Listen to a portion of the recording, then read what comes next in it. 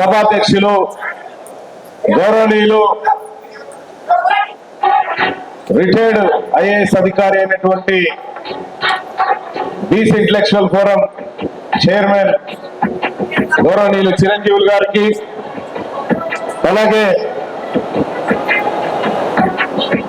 అలాగే వేదిక మీద ఉన్నటువంటి తెలంగాణ ఒరిజినల్ ఉద్యమకారుడైనటువంటి గౌరవనీయులు పెద్దలు చెరుకు సుధాకర్ గారికి, అలాగే ఇదే వేదిక మీద ఉన్నటువంటి సోదరులు వట్టె జానయ్య గారికి, అలాగే సోదరుడు అర్జున్ గారికి, వేదిక మీద ఉన్నటువంటి బీసీ సంఘాల నాయకత్వానికి, ఉస్మానియా కాకతీయ యూనివర్సిటీ మిత్రులకు, అలాగే సంచార జాతులకు సంబంధించినటువంటి నాయక సోదరులకు, వేదిక మీద ఉన్నటువంటి అన్ని వర్గాల ప్రజలకు, ముఖ్యంగా నా సోదరుడు సూర్యారావునకు, ఇక్కడికి విచ్చేసినటువంటి అందరికి కూడా ధన్యవాదాలు తెలియజేస్తా ఉన్నా.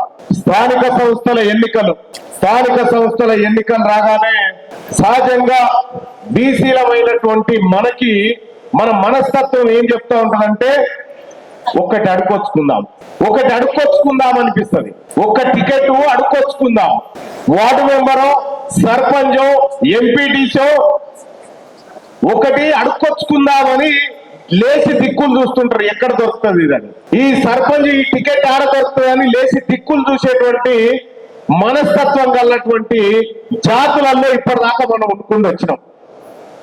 కానీ ఇవాళ తెలంగాణ రాష్ట్రంలో పరిస్థితి మారిపోయింది కంప్లీట్ గా. ఒకే ఒక్క మాటతోని తెలంగాణ రాష్ట్రంలో 70 సంవత్సరాలుగా పట్టినటువంటి చెంగు తుప్పదిలిపోయింది. ఆ ఒకే ఒక్క మాట, మీ ఓట్లు మాకొద్దు, మీ ఓట్లు మాకొద్దు అనేటువంటి మాట.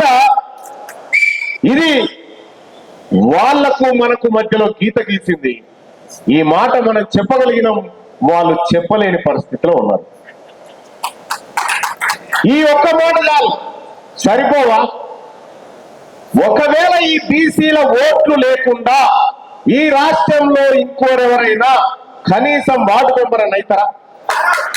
కనీసం వార్డు మెంబర్, ఇక ఎమ్మెల్యే మంత్రి ముఖ్యమంత్రి ఇచ్చిపెట్టు, వార్డు మెంబర్ అయినా కాగలుగుతారా? కాదు. మరి ఓట్లన్నీ మన దగ్గరే ఉన్నాయి. గతంలో ఎట్లుంటుండే, బీసీలం అంటే మనం బీసీలమా అని బీసీలలో మళ్ళా రకరకాలుగా మనం అనుకునే వాళ్ళం. మాది మేము, అది ఆయన అనుకునేవాళ్ళం. కానీ ఇవాళ తెలంగాణ రాష్ట్రంలో ఒక మిర్యాలగూడ సభ, ఒక తాజకృష్ణ సభ, ఈ సభల కారణంగా మేమంతా బీసీలం అనుకునే పరిస్థితికి వచ్చింది. దాని వెనకాల ఎన్ని వ్యయ ప్రయాసాలు జరిగినప్పటికీ కూడా ఇవాళ మనమంతా గర్వంగా బీసీలం అని చెప్పుకోదలుచుకుంటున్నాం. బీసీలం మనమంతా తర్వాతనే ఏదైనా. రేపు పొద్దుగాల టికెట్ల కాడ మీ టికెట్లకు ఎట్లాంటి ప్రాబ్లమ్స్ వస్తాయంటే, నేను గతంలో ఒక వీడియోలో చెప్పిన, ఇక్కడ ఏమేం ప్రాబ్లం వస్తాయి రేపు పొద్దుగాల మీరు పోటీ చేయడం కోసం అంటే, వాళ్ళ డ్రామాలు ఎక్కుంటే ఒక్క డ్రామా వినిపిస్తాం మీకు, దయచేసి వినండి. సపోజ్ 2 వ్యక్తులు ఉన్నారు, అంతేందుకు మా పెద్దన్న జానన్నని తీసుకుందాం, ఇంకో సోదరుడు అర్జున్ తీసుకుందాం, నేను ఇంకొక ఆయన అనుకోరి, సపోజ్ ఒక దొరను అని నేను అనుకోరు. ఇక నేను ఒక దొరను, వీళ్ళిద్దరు బీసీలు అనుకుంటే ఆ ఊర్లో సర్పంచ్ ఎలక్షన్ వచ్చినాయి. సర్పంచ్ ఎలక్షన్ రాగానే అప్పటికే జానయ్య గారు అనుకుంటాడు, ఈసారి ఎట్టి పరిస్థితుల్లో నేను పోటీ చేయాలి, ఈ పేద వర్గాల తరఫున నేను పోటీ చేయాలని ఈయన అనుకుంటాడు. వాళ్ళ ఓట్లు అడగలుగున్నాయి. అప్పుడు అర్జున్ ఏమనుకుంటాడు, ఈసారి నేను కూడా పోటీ చేయాలి, ఎట్టి పరిస్థితిలో నేను కూడా ఎన్నికల్లో నిలబడాలని అర్జున్ అనుకుంటాడు. ఇక మా ఓట్లు లేవు కదా, వీళ్ళే ఉండే ఓట్లు, వీళ్ళే ఉండే ఓట్లు, మరి మా ఓట్లు లేవు కదా ఏం చేయాలి అంటే, మా తాను ఉండేది ఒకటే ఐడియా, మా దొరల దగ్గర ఉండేది ఒక ఐడియా ఉంటుంది. ఏంటి, ఒక్కసారి జానయ్య గారు ఇంటికి పిలుచుకుంటాం, ఇంటికి పిలుచుకొని జానయ్య నువ్వు దూసుకపోరేనున్నా, జానయ్య నువ్వు దూసుకపోరేనున్నా అంటాడు. దొరవారు చెప్పిండు కదా, ఇంకా నాకేం ఎదురుంది, దొరవారే చెప్పే దూసుకపోవాలి. మరి దొరగారి దగ్గర ఎన్ని ఓట్లు ఉన్నాయనే తర్వాత, కానీ దొర మాట నువ్వు దూసుకపో అని చెప్తాడు. దూసుకపో అని నీకు చెప్పి తర్వాత ఈయనను పిలుస్తాడు. నేను పంపించినాక పిలిచి నాకేమో నిన్ను చేయాలని ఉంది, వాడేమో ఇంటలేడు. ఈ మాట చెప్తాడు. నాకేమో నిన్ను చేయాలని ఉంది సర్పంచ్ కానీ జానే ఇంటలేడని అర్జున్ చెప్తాడు. ఈయన దూసుకపో అని చెప్తాడు. అప్పుడు ఏమైతే అప్పటిదాకా కలిసినప్పుడల్లా హలో హలో అనుకున్నటువంటి వీళ్ళిద్దరు అమ్మ నువ్వు ఇంతకున్నావు బిడ్డ, నేను త్వరవారు నన్ను చేస్తా అంటే నువ్వు ఉరుకుతా ఉన్నావు జనంలోకి అని అర్జున్ కక్ష పెంచుకుంటాడు. మళ్ళొకసారి మళ్ళా జానయ్య గారిని పిలిచి ఛాయ్ తాగిపిస్తాడు. ఏం సంగతి ఎట్లా నడుస్తుందంటే అర్జున్ ఏటో చూస్తున్నానని జానయ్య చెప్తాడు. చెప్పగానే జరా ఎక్కువైపోయింది, నేను మొన్న పిలిచి బతిరాడు చెప్పిన ఈసారి జానయ్య చేద్దామంటే ఇంటలేడు అర్జున్ అని మళ్ళా ఈయన చెప్తాడు. అమ్మ నువ్వు ఇంత సంగతి మన సంగతి చెప్తా, వారికెట్టు నాకెట్టు ఒకటే కదా, కలవ పంచాయతీ ఎట్లా ఉంది కదా, ఇక చూసుకుంటామని చెప్పి ఇటో 10 మందిని అటో 10 మందిని వేసుకొని ఇక తేల్చుకున్నాం దా అని చెప్పి వీళ్ళిద్దరికి తాకులాట పెడతాడు. పెట్టిన తర్వాత సర్పంచ్ నోటిఫికేషన్ వస్తుంది. రాగానే జానయ్య గారు వస్తాడు. వచ్చి దొరా సర్పంచ్ అయితే నేనన్నా కావాలి లేకపోతే నువ్వన్నా కావాలి కానీ వాడు కావాలని చెప్తాడు. ఆ తర్వాత మళ్ళా అర్జున్ వస్తాడు. అర్జున్ వచ్చి దొరా జానయ్య సర్పంచ్ అయిపోయాడుగా, అయితే నువ్వన్నా కావాలి కానీ వాడు ఎట్టి పరిస్థితిలో కాకూడదు అని చెప్తాడు. ఇద్దరి నుంచి వచ్చిన యాక్సెప్టెన్స్ నాకేం చేద్దామని లేదు కానీ ఏదో మీరు అంటారు కాబట్టి ఇక తప్పనిసరి పరిస్థితిలో మీరు ఊ అయితేనే చేస్తామని లేకపోతే చేయసుమా, మరి పైసలు కూడా ఇప్పుడు నాకు అందుబాటులో లేవని ఎందుకు నా దగ్గర ఉన్నాయి కానీ ఈయన పని తెచ్చి ఆయన పని తెచ్చే వీళ్ళిద్దరితో సర్పంచ్ అవుతాడు. ఇక వీళ్ళని గెలవనిస్తాడు. ఇక మళ్ళీ అన్న ఈ ఒక్క ప్రమాదం ఉంటుంది మీ దగ్గర, బీసీ సోదరులారే వీళ్ళ ఒక ప్రమాదం ఉంటుంది మీది, జాగ్రత్త చూసుకొని. ఎప్పుడైతే నువ్వు అడుక్కోవడానికి పోతావో అప్పటి నుంచి నీ పతనం స్టార్ట్ అవుతుంది. ఏం అడుక్కోవడానికి? టికెట్ అడుక్కోవడానికి పోయినప్పటి నుంచి నీ పతనం ప్రారంభమవుతుంది. అడుక్కున్నాడు ఎక్కడిది? నువ్వు కృషి చేసుకొని మంచిగా కచ్చేరికాడ కూర్చొని ఓట్లు మాయే సీట్లు మాయే కదా మేము ఎందుకు అడుక్కుంటామని కూర్చుంటే అప్పుడు త్వరవారు నీ దగ్గరకు వస్తాడు. లేకపోతే నువ్వు త్వరవారి దగ్గర ఓటు స్టార్ట్ చేసినావు అనుకో నీ పని కథం. ఇదే కథ అవుతుంది ఇప్పటిదాకా.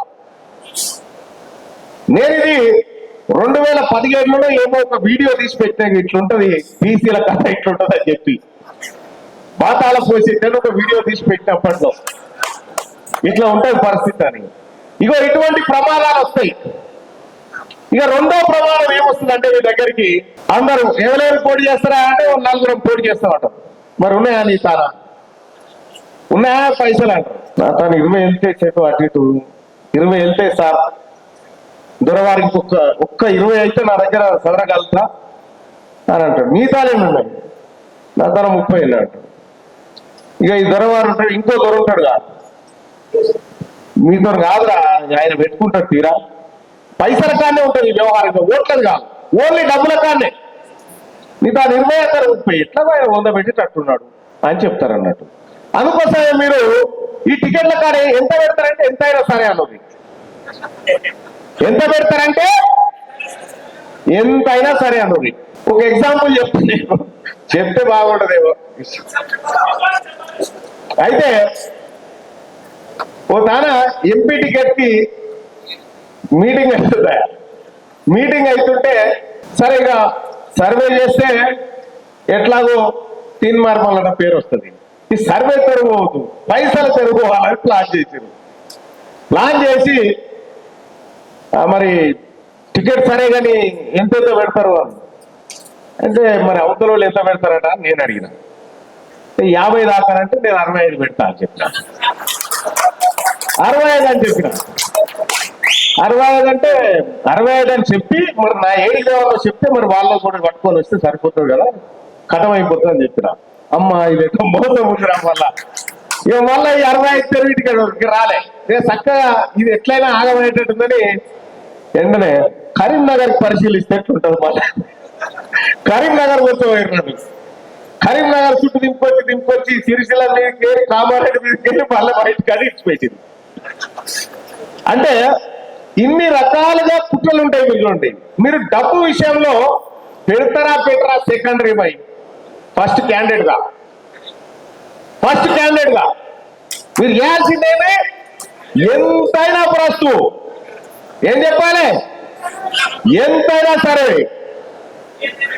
తగ్గేదేలే అది చెప్పారు ప్రస్తుతం. ఇది రెండో ప్రమాదం. ఇక మూడో ప్రమాదం ఏముంటదంటే ఓట్ల చీలిక రాజకీయం అనేది ఉంటుంది. ఒకటి ఓట్ల చీలిక రాజకీయం. నీవు వినకుండా మొండిగా నిలబడ్డప్పుడు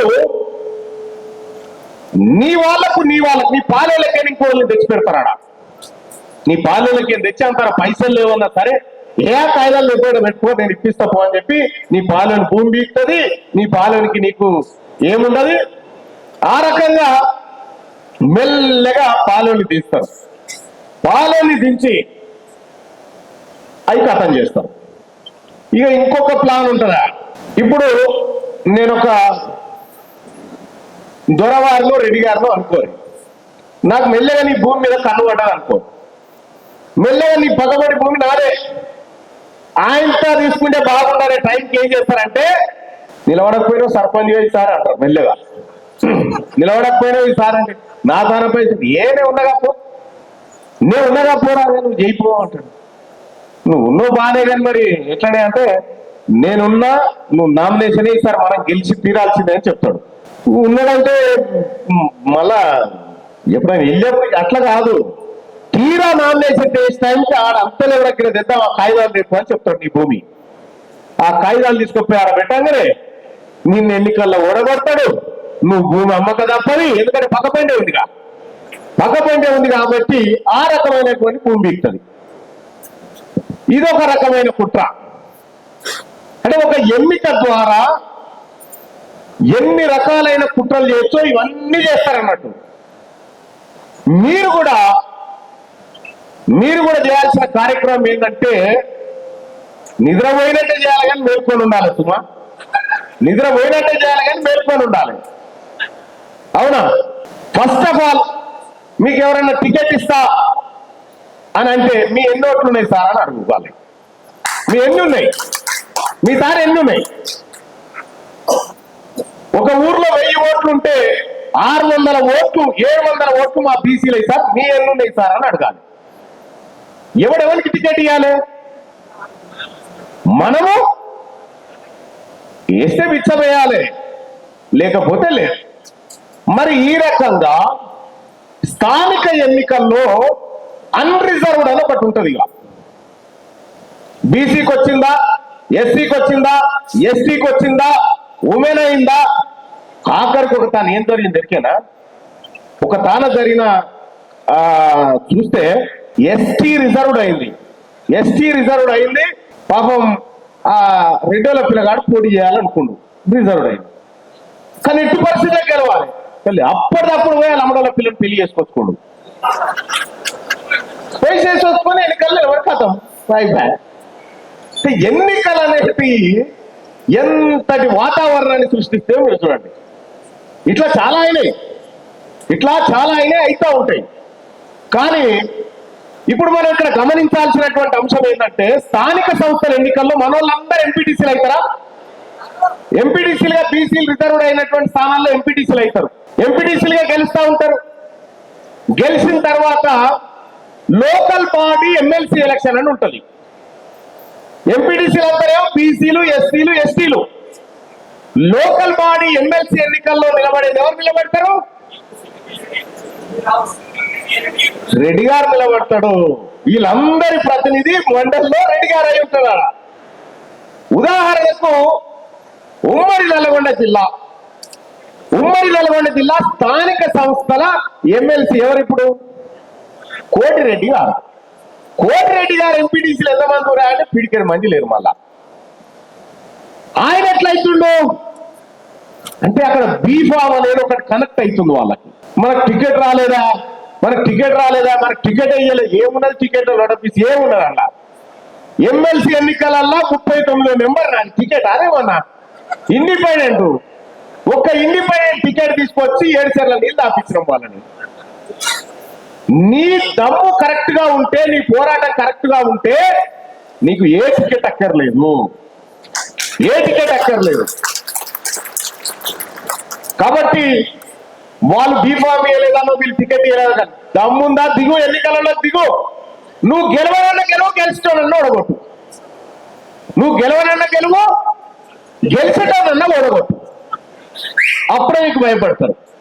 ఎవరు ఓడగొట్టాలో నేను చెప్పాల్సిన పని లేదు. ఇక రాబోయేటువంటి స్థానిక సంస్థల ఎన్నికల ముందే ఇప్పుడే గౌరవనీయులు పెద్దలు చిరంజీవులు గారు చెప్పారు, జిల్లాలు 10 జిల్లాల్లో 10 మీటింగులు పెట్టాలి మనము స్థానిక సంస్థల ఎన్నికల్లో మన ప్రజల కోసం అని చెప్తా ఉన్నారు. మిగతా నాయకులందరూ కూడా బహుశా మాట్లాడుకొని దాన్ని ఫైనల్ చేస్తాం 1-2 days లో. మిగతా జిల్లా కేంద్రాల్లో కూడా స్థానిక సంస్థల ఎన్నికల పైన మన ప్రజలకు అవగాహన కల్పించి ఎట్లా ఎన్నికల్లో పోటీ చేయాలి అని చెప్పి నిర్ణయం తీసుకోవాలనుకున్నాం. అది కూడా తీసుకుంటాం. కానీ అన్రిజర్వ్డ్ ఇవాళ మనమంతా బీసీలం, అవునా? మనమంతా బీసీలం. అందరూ ఒకసారి నిలబడండి, నిలబడరు. అందరూ ఒక్కసారి నిలబడరు, అందరూ ఒకసారి నిలబడరా. సిద్ధం నిలబడరు, జైలు లేవడరా, కూర్చోరు ఒకసారి, కూర్చోరు కూర్చోరు కూర్చోరు కదా, మళ్ళా లేవుడు ఒకసారి. రైట్ గా కూర్చోరు. ఇక ఇప్పుడు బరాబర్ నా దిక్కు చూస్తారు మీరు. అయితే ఇప్పుడు బీసీలు అంటే బ్యాక్వర్డ్ క్లాస్ అని చెప్పారు మనకి ఇన్ని రోజులు. ఏంది వెనకబడిన తరగతులు అని చెప్పారు. వెనకబడిన తరగతుల బీసీలు అంటే బిగ్ క్లాస్, బీసీలు అంటే బిగ్ క్లాస్. మనమే కదా 160% ఉన్నటువంటి మనం వెనకబడ్డోళ్ళమా? మనం వెనకబడ్డోళ్ళకి కాదని చెప్పి ఇక్కడ మనకు సభ ఏది నిన్న కోర్టు నోటిఫికేషన్ చెప్పింది కదా, వెనకబడ్డోళ్ళు కాదు బీసీలని. ఓసీలకు బీసీలకు ఎగ్జామ్ ఫీజు 400 కట్టాలి. ఈడబ్ల్యూఎస్ ఎకనామికల్లీ వీకర్ సెక్షన్ అంటే రెడ్డిలకు, బ్రాహ్మణులకు, కోమట్లకు, వైశ్యులకు వీళ్ళందరికీ వీళ్ళు పేదోళ్ళని 400 కట్టేదాలని చెప్పింది నోటిఫికేషన్. నిన్న నోటిఫికేషన్ లో అదే ఉండే. కానీ ఇవాళ నేను వేదిక మీద ఉన్నటువంటి సోదర సోదరిమణులకు నాయకత్వానికి మన ఓయూ కేయూ విద్యార్థి నాయకులకు కూడా చెప్తా ఉన్నా, ఈ ఈడబ్ల్యూఎస్ ని 7,000 కిలోమీటర్ల లోపల బొంద పెట్టకపోతే మన పిల్లలకు భవిష్యత్తు ఉండదన్న విషయాన్ని మీరు గమనించండి. ఈడబ్ల్యూఎస్ ని ఖతం చేసేటువంటి ఉద్యమం రావాల్సినటువంటి అవసరం ఉంది. అతి త్వరలో దాన్ని ప్రారంభం చేసుకుంటాం. ఆ లోపు స్థానిక సంస్థల ఎన్నికలకు సంబంధించి మీకు కొన్ని ఆసక్తికరమైనటువంటి విషయాలు ఉంటాయి సోదరులారా.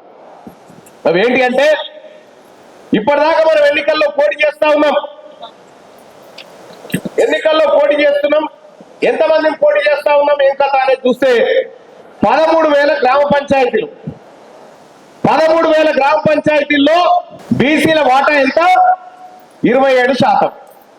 27% అంటే మనకు వచ్చేది ఎన్ని? 2,500 సర్పంచులు మనం అవుతాం. ఎలా? 13,000. ఈ జనరల్ కేటగిరీ 6,500 సీట్లు ఉంటాయి. మనకేమో 2,500, జనరల్ ఏమో 6,500 ఉంటాయి. ఇప్పుడు మనం బీసీలం అంతా మేల్కొన్నాం కదా. జనరల్ సీట్లు అంటే ఎవరి జనరల్ అంటే ఎవరి? గట్టిగా చెప్పండి, ఎవరి జనరల్? మనే కదా. ఇప్పటిదాకా 2,500 ఉండే, ఇప్పుడు 2,500 ప్లేస్ 6,500 ఏనాయి? 9,000 అవుతున్నాయి ఇప్పుడు సర్పంచులు. మరి 2,500 ప్లస్ జనరల్ లో ఉన్న 6,500 మనే కదా. 9,500 సీట్లు ఇప్పుడు బీసీలై. ఇక 800 మంది కౌన్సిలర్లు, కార్పొరేటర్లు మనకు వస్తున్నారు. అలాగే ఎంపీటీసీలు 10,000 మంది. ఈ 10,000 మంది ఎంపీటీసీలల్లా మనకు 27% అనుకున్న 2,700 మనకు వస్తాయి.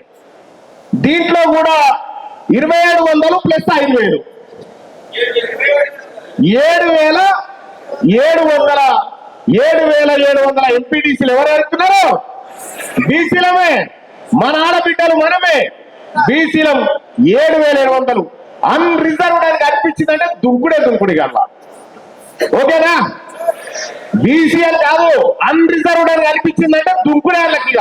ఇంకా అదే కాదు, ఎంపీపీలు జెడ్పీటీసీలు అవో 300, 20 జిల్లా పరిషత్తులు. ఈ లెక్కన మనం చూసుకుంటే 9,000 సర్పంచులు, 5,000 ఎంపీటీసీలు, 300 ఎంపీపీలు, 300 జెడ్పీటీసీలు, 800 కౌన్సిలర్లు, కార్పొరేటర్లు, తర్వాత 20 జిల్లా పరిషత్ చైర్మన్లు మొత్తం కలిపితే 15,420 సీట్లు మన ఇప్పుడు రాబోయే ఎన్నికలలో. ఎంత? 15,420 సీట్లు మనయి. మరి అన్ని మనం తీసుకుంటే వాళ్ళకి ఎట్లా అని మీరు బాధపడుతుండొచ్చు. అన్ని మనం తీసుకుంటే వాళ్ళకి ఎట్లా అని బాధపడుతుండొచ్చు. ఇటీవల కాలంలో ఈడబ్ల్యూఎస్ అనే కోటా ఉంది, అవునా? ఈడబ్ల్యూఎస్ కోటా గ్రూప్ 1 ఉద్యోగాలలో ఈడబ్ల్యూఎస్, గ్రూప్ 2లో ఈడబ్ల్యూఎస్, గ్రూప్ 4లో ఈడబ్ల్యూఎస్, టీచర్ ఉద్యోగాలలో కూడా ఈడబ్ల్యూఎస్ మాకు దక్కాలి, 10% దక్కాలని చెప్పి అన్యాయంగా ఈ బీసీల నోటి కాడి బుక్ ఎక్కపోయి తింటున్నారు కదా. ఈడబ్ల్యూఎస్ అమలు చేయాలి, 10% అమలు చేయాలి. ఏడా మోరీలు తీసే కాడ వద్దా ఈడబ్ల్యూఎస్? గ్రామ పంచాయతీలలో మోరీలు సఫాయి కార్మికుల కాడ ఈడబ్ల్యూఎస్ అమలు చేయాలా వద్దా? అమలు చేయాలా వద్దా? ఈడబ్ల్యూఎస్ గీమే కాదు, సఫాయి కార్మికుల దగ్గర కూడా 10% ఈడబ్ల్యూఎస్ ను అమలు చేయాలి. ఆ అమలు చేయడం కోసం వాళ్ళ తరఫున నేనే కొట్లాడతానని చెప్పి తెలియజేస్తా ఉన్నా.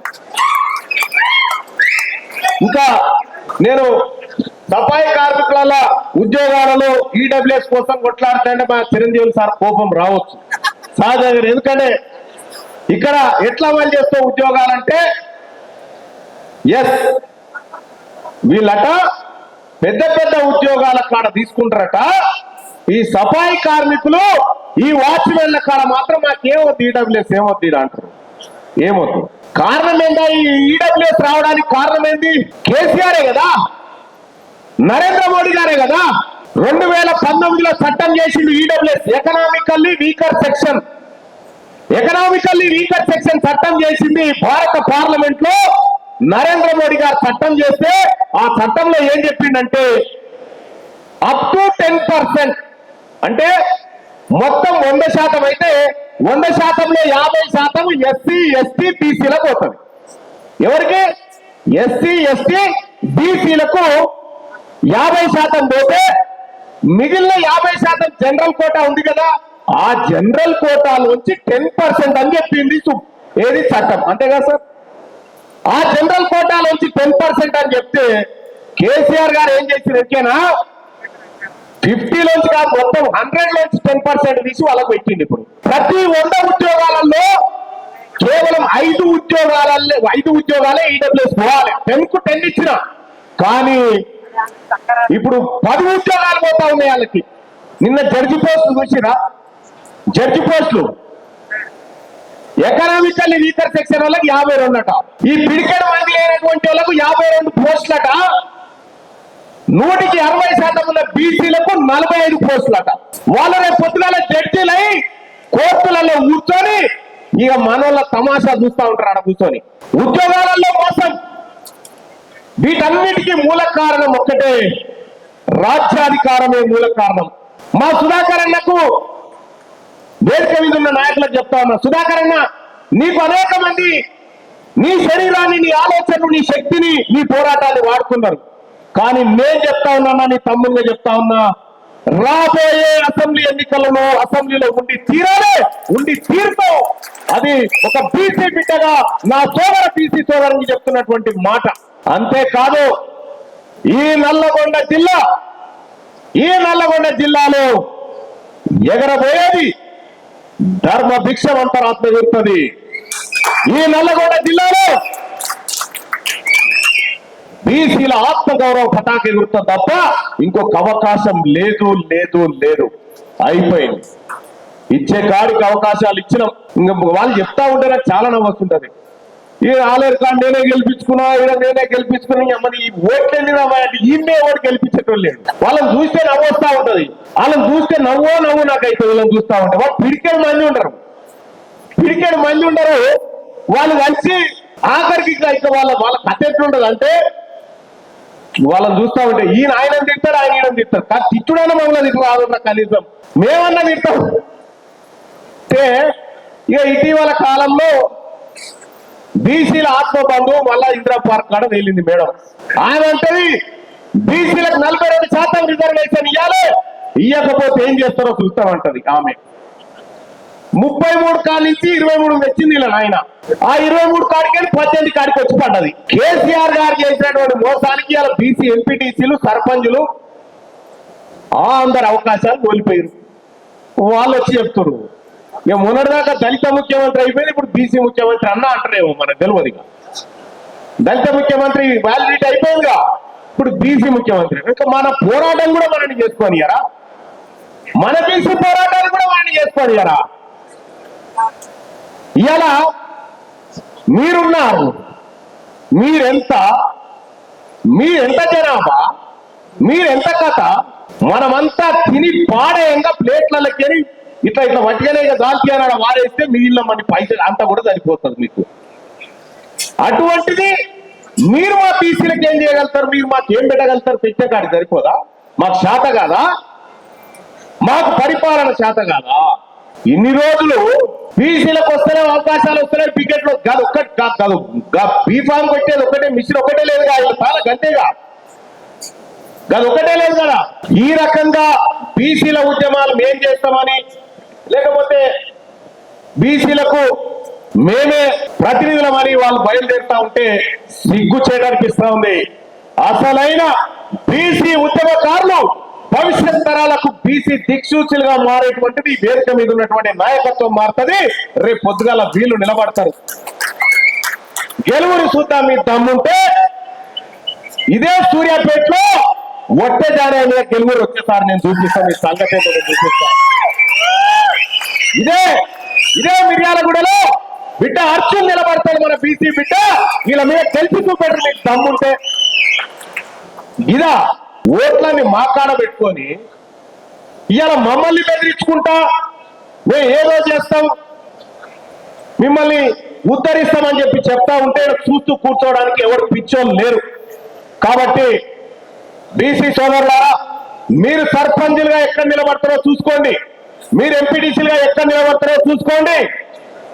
మాక్సిమం ఎక్కువ మంది దగ్గరికి ప్రచారానికి మేము వస్తాం, మిమ్మల్ని గెలిపించుకుంటాం, బీసీ ప్రజల జెండాలు ఎగరేస్తామని చెప్పి తెలియజేస్తా ఉన్నా.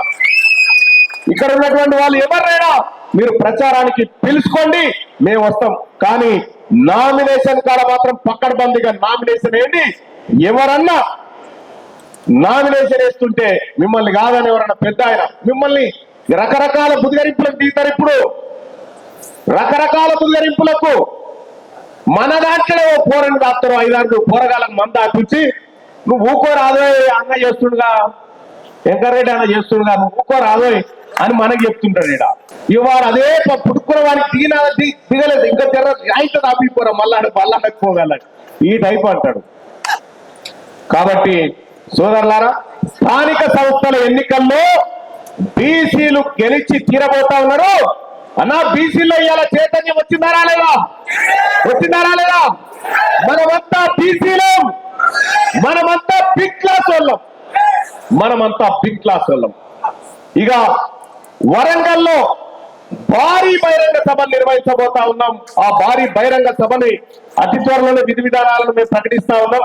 ఇటు కాకతీయ యూనివర్సిటీ సోదరులు గాని, మా అధ్యక్షుడు రజనీ గాని, ఇంకా ముఖ్య నేతలతోటి అక్కడ భారీ బహిరంగ సభను నిర్వహించడానికి సమాయత్తమైతా ఉన్నాం. ఎక్కడ బీసీల గురించి మాట్లాడాలనుకున్నాం మీరు మాట్లాడండి. ఇక్కడ వేదిక మీద ఉన్నటువంటి చాలా మందికి మైక్ అందించలేకపోయినాం. చాలా మంది అద్భుతంగా మాట్లాడతారు. ఈ వేదిక ముందు ఉన్నటువంటి సోదరులు మైక్ ఇస్తే గంట సేపు మాట్లాడగలుగుతారు, అద్భుతంగా మాట్లాడగలుగుతారు.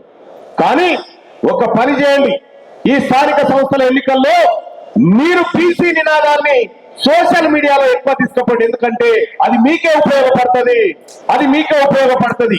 బీసీల వాదాన్ని, బీసీల నినాదాన్ని సోషల్ మీడియాలో ఫేస్బుక్, ట్విట్టర్, వాట్సాప్ ఎక్కడ దొరికినా జై బీసీతో స్టార్ట్ చేయండి. జై బీసీతోనే స్టార్ట్ చేయండి. నేను నమ్ముతున్నా, 100% నేను నమ్ముతున్నా, ఇంకో 4 ఏళ్ల తర్వాత ఈ తెలంగాణ రాష్ట్రానికి బీసీ వాడు మొట్టమొదటి ముఖ్యమంత్రి బీసీల నుంచి రాబోతా ఉన్నాడు. నేను నమ్ముతా ఉన్నా. కాబట్టి సోదరులారా, దానికోసం అహర్నిశలు పనిచేసి మనమంతా ముందు వరుసలో నడవాల్సినటువంటి అవసరం ఉంది. అలాగే మా చిరంజీవి సార్ దగ్గర చాలా చిట్టీలు వస్తా ఉన్నాయి. దాని మీద ఎమ్మెల్సీ అవి ఏమో రాసే ఉంటున్నాయి. రాబోయేటువంటి పట్టభద్రుల ఎమ్మెల్సీ ఏదైతే ఆదిలాబాద్, నిజామాబాద్, కరీంనగర్, మెదక్ స్థానంలో పట్టభద్రుల ఎమ్మెల్సీ ప్లస్ టీచర్ ఎమ్మెల్సీ, ఇటు వరంగల్, నల్గొండ, ఖమ్మం పట్టభద్రుల ఎమ్మెల్సీ ఏది టీచర్ ఎమ్మెల్సీ. ఈ ఎమ్మెల్సీకి సంబంధించి మనం ఒక నినాదం తీసుకున్నాం. బీసీ బిడ్డ గెలిచి తీర్థడు గెలవాల్సిందే అని చెప్పి మనం నినాదం తీసుకున్నాం. మరి అభ్యర్థి ఎవరు మళ్ళీ అంటున్నారు. అభ్యర్థిని ఇప్పుడు ప్రకటిస్తూకుంటారే, ఆయనతో మారుతి దాన్ని లేచుకొని పోరు. అందుకోసమే ఆగుతా ఉన్నాం. ఎప్పుడైతే ఇక్కడ మనం బీసీ నినాదం తీసుకున్నామో, పిఆర్టీ నుంచి నిలబడ్డాడు కదా, ఆయన పేరేంది, శ్రీపాల్ రెడ్డి, నిన్న రానే వచ్చిండు మన ఆఫీస్కు. నిన్నొచ్చిండు మన ఆఫీస్కు. అన్నా దయచూడు, అన్నా దయచూడు. ఎవరెవరున్నారు లోపటప్పుడు? నువ్వు ఉన్నావు కదా. అన్నా దయచూడు అన్నా అని ఇట్లా కొట్టిండు. చూసుడే లేదు, మిమ్మల్ని ఓడగొట్టుడే అని చెప్పిన ముఖం కట్టి. చూసుడే లేదు, మిమ్మల్ని ఓడగొట్టుడే. మీకేమన్నా నిజంగా మీ సంఘం నుంచి అంటే సంఘానికి బీసీని అధ్యక్షుని చేస్తామన్నా అని వచ్చిండు. పిఆర్టీ సంఘానికంటే బీసీని అధ్యక్షుని చేస్తామన్నా మీరు సహకరించాలని వచ్చిండు. మా మధుబాబు వచ్చిండు ఆయన సంఘానికి అధ్యక్షుని చేస్తామని వచ్చిండు. అంటే అధ్యక్షుని చేస్తే ఏమైందంటే, ఏముంది ఎమ్మెల్సీలను అందరిని ఆయనే నిర్ణయం తీసుకున్నాడంటే, అంత పెద్ద బీసీలకు పోతానా, నీ ఎమ్మెల్సీ బీసీలకు ఇచ్చా సంఘం పోస్ట్ నువ్వు తీసుకో అని చెప్పిన. అట్లొద్దటిగా ఈ రకంగా ఇప్పుడు ఎమ్మెల్సీ ఎన్నికల దాకా బీసీఓని ప్రెసిడెంట్ గా చేసి, ఎన్నికలు అయిపోగానే మళ్ళా కన్యావతలకి ఎలగొట్టి మళ్ళా రెడ్డి గారు వచ్చి కూర్చొని మా చెవుల గులాబీ పువ్వు పెడదామని చూస్తున్నారు. అందుకోసమే రాబోయేటువంటి టీచర్ ఎమ్మెల్సీ ఎన్నికల్లో బీసీ అభ్యర్థులు 4 నిలబడ్డా సరే ప్రియారిటీ ఓటింగ్ కాబట్టి నామినేషన్ చివరి రోజు వరకు కూడా అభ్యర్థిని ఎట్టి పరిస్థితుల్లో మనం చెప్పం. ఆ రోజు నుంచి అసలైన గేమ్ చూపిస్తాం. ఉన్నారా మన చుట్టాలు టీచర్లు ఉన్నారా? టీచర్లు సార్లు ఉన్నారా? చెప్పురి, ఫోన్ చేసి మన బీసీ అభ్యర్థి వస్తున్నాడని చెప్పురి, మన బీసీ అభ్యర్థి వస్తున్నాడని చెప్పురి. ఇలా జస్ట్ మనం నినాదం ఎత్తుకుంటేనే గడగడ వణికిపోయి క్యూనీస్ ఆఫీస్ కాడికి వచ్చి చేతులు కట్టుకొని శ్రీపాల్ రెడ్డి గారు, అన్నా ప్లీజ్ అన్నా కాడికి వచ్చి 70 ఏళ్ళు ప్లీజ్ బిడ్డ అయింది. 70 ఏళ్ళు ప్లీజ్ అన్నాం, ఇంకా ప్లీజ్ అంటావా? బరాబర్ నిన్ను ఓడగొట్టి చూపెడుతున్నా, చూసుకో అని చెప్పిన.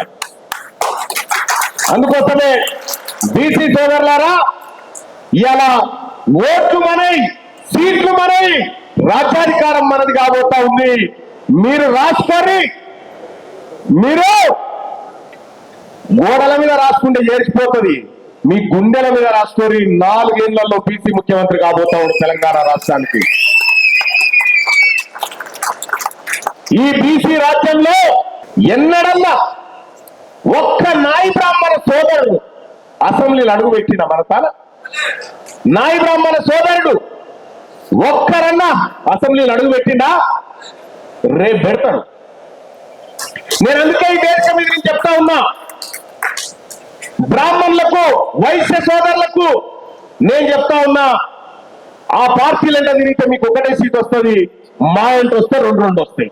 వాళ్ళంట తిరిగితే ఒక్కటే వస్తుంది, మా ఇంటి వస్తే మీ వాటర్ మీకు దక్కుతుంది. కాబట్టి నేను అందరు కూడా విజ్ఞప్తి చేస్తా ఉన్నా, ఇప్పటికే వాళ్ళందరూ కూడా డిసైడ్ అయిపోయినారు. ఇక ఎన్ని రోజులు మధ్య పెట్టినా కాదు, బీసీలది వాళ్ళకి ఇచ్చేయాల్సిందే.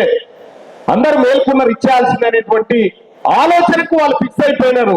కాబట్టి బీసీలమంతా కూడా అధికారాన్ని రాజ్యదండాన్ని అందుకోవడానికి సిద్ధం కావాల్సిందిగా మీ అందరినీ సమాయత్తం చేస్తూ రాబోయే స్థానిక సంస్థల ఎన్నికల్లో బీసీలు జెండా ఎగరేసి బీసీలు ఏ పార్టీలో ఉన్నా సరే ఇలా కాంగ్రెస్ బీఆర్ఎస్ బీజేపీ ఇంకోటి ఏం చూడకూడదు, బీసా కాదా చూసుకోకంతే, బీసా కాదానే చూసుకో, ఏ పార్టీలో ఉండని ఆయన బీసా కాదా అనేది లెక్క. కాబట్టి ఇన్ని యాక్టింగ్ కూడా మనం కూడా నేర్చుకోవాలి. చూడ్రి పక్క బండే తిరుగుతారు, మన ఇంట వాళ్ళు కూడా గట్లే పక్క బండే తిరుగుతారు అన్నా నీకు ఇదే అంటారు అది అదే అంటారు, మళ్ళా వానికి ఓటేస్తారు. మీరు కూడా నీకే కదన్నా అని చెప్పాలి, నీకే కదన్నా అని చెప్పాలి. వీలైతే ఎక్కువ పైసలు ఖర్చు పెట్టియాలి వాళ్ళతోటి. ఇంకా ఏమైనా తెలివి కళ్ళు ఉంటే ఎక్కువ పైసలు వాళ్ళతో ఖర్చు పెట్టియాలి, అటు పైసలు ఖతం చేయాలి, ఇటు పదవి ఖతం చేయాలి. ఈ కార్యక్రమాలు చేయాల్సినటువంటి అవసరం ఉంది సోదరులారా. మరి మీ గ్రామాల్లో సోషల్ మీడియా ఎవరెవరికి ఉందన్నా సోషల్ మీడియా అందరు వాడతారు, ఒకసారి చేయలేవట్రి. బీసీల కోసం నీ రాతలు ఉండాలి, బీసీల తరఫున నీ పోరాటం ఉండాలి సోషల్ మీడియాలో అని చెప్పి తెలియజేస్తా ఉన్నా.